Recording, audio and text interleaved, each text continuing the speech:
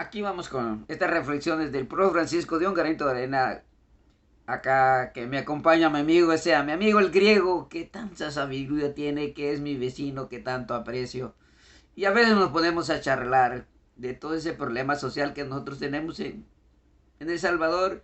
Y él me pregunta que cómo es posible que esos 100.000 jóvenes llegaran a tanto, a tanto, a tanto, pero a tanta maldad. Y él me dice, ¿cómo es posible que a todos esos jóvenes los dejaran impune hacer todo lo que hacían? Y yo le, y yo le digo, es que mire, le digo yo, ese es un, ese es un proceso, es un sistema, es algo de 35 años, le digo yo.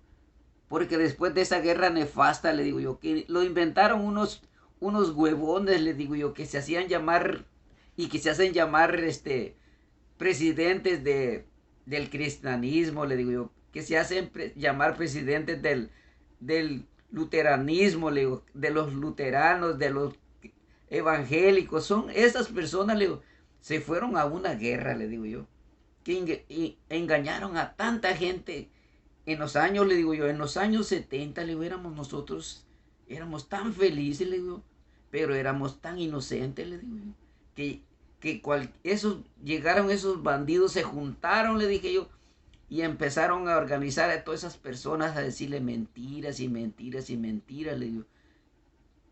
Y de ahí viene ese proceso de esos 100.000 jóvenes, le digo, que son los mismos hijos de todos esos, le digo, que se fueron a la guerra, le digo, o son nietos que fueron, unos son hijos de los ex soldados, le digo, otros son hijos de los ex guerrilleros, son ambos, entonces ya no eran militares ni guerrilleros, ahora eran pandilleros de la 18 o de la Mara Salvatrucha. Es como que usted dijera, le digo, que uno, la 18 del, digamos que es el ejército, y la Mara Salvatrucha son los guerrilleros. Así exactamente fue creciendo eso. Y de ahí de esa guerra maldita, de esa guerra mierda, nefasta, que destruyeron todo un sistema de un país que era el mejor país, le digo yo, de Centroamérica. Y después de esa guerra que se aburrieron de matarse, le digo yo,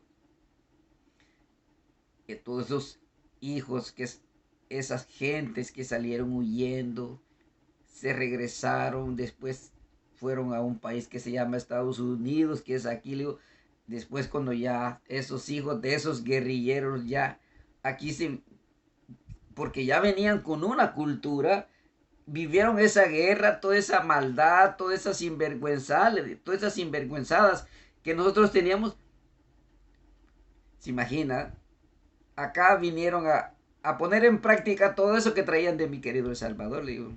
Pero acá, cuando ya no lo soportaron, de todo ese problema que trajeron para acá, porque ya venían con esa enseñanza del Salvador, le digo, cuando ya aquí no los aguantaron, que les dieron tantas oportunidades, fueron para allá, para el regreso para su país, le digo, ya con todos esos problemas sociales, a ponerlos en práctica. Y luego allá, le digo, con esa impunidad, con esa corrupción que empezó a florecer porque todos esos que se fueron a la guerra, le digo yo, que se mataron, se pusieron de acuerdo para estarse rolando la presidencia y para robar el dinero.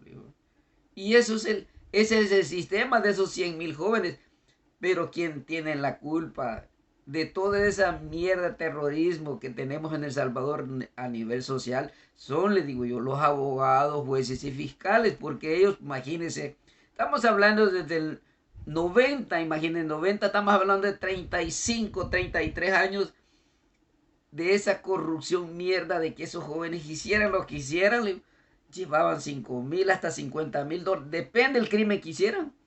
Y entre el juez, entre el abogado, el juez y el fiscal se ponían de acuerdo y se repartían toda esa donación, todo ese dinero.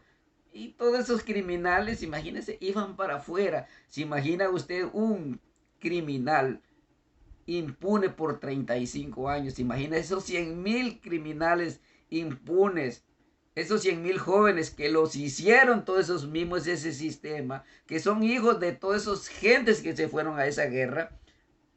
Y esos abogados también son hijos de todos esos pero como vienen de esa corrupción, de esa maldad, a esos abogados se les hacía fácil, todos son amigos, todos son compañeros de las universidades que se graduaron. Entonces, cualquier juez que fuera, que tuviera un caso de esos jóvenes, pues el abogado que contrataban los papás ya sabían que eran culpables sus hijos, pero los papás de nosotros, si somos corruptos, nos vamos a vender lo que sea y quedarlos hasta sin camisa para sacar a nuestra hija o hijo.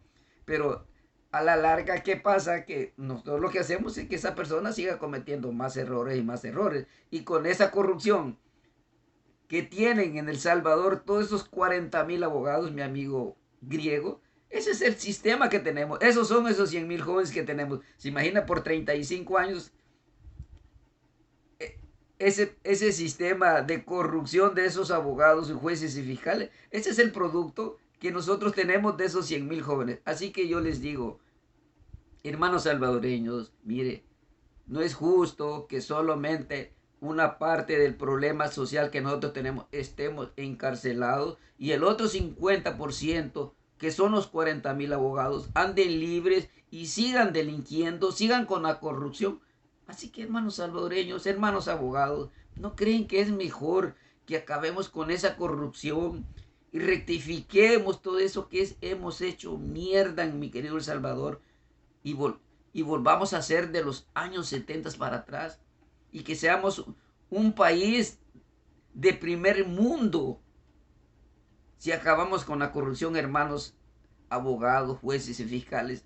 Mire, vamos a ser primer mundo y ustedes, policías y militares, mire, investiguen a todos esos políticos que estuvieron y que están, y el que esté robándose el dinero corrupto, métanlo preso.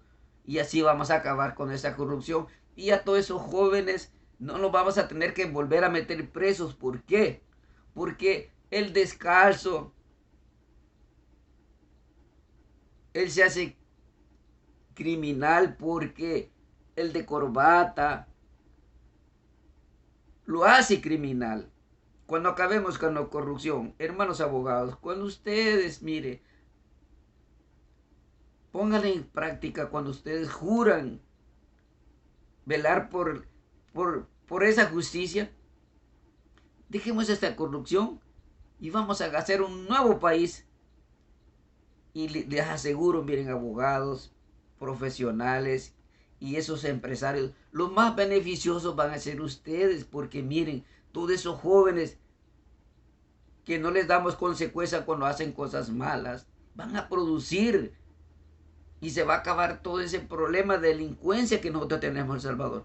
Pero mientras ustedes, abogados, jueces y fiscales, no acaben con esa corrupción, el problema nunca se va a acabar y vamos a seguir siendo países tercermundistas. Así que, hermanos, abogados, jueces y fiscales, tomen, pónganse la mano en el pecho donde está el corazón. Hay que trabajar por esos jóvenes. Esos jóvenes se pueden rehabilitar y ponerlos a trabajar para que produzcan, y todo lo que produzcan, ¿a quién se lo van a ir a gastar? A ustedes profesionales, a ustedes empresarios. Así que esa es la reflexión del profe Francisco, de un granito de arena.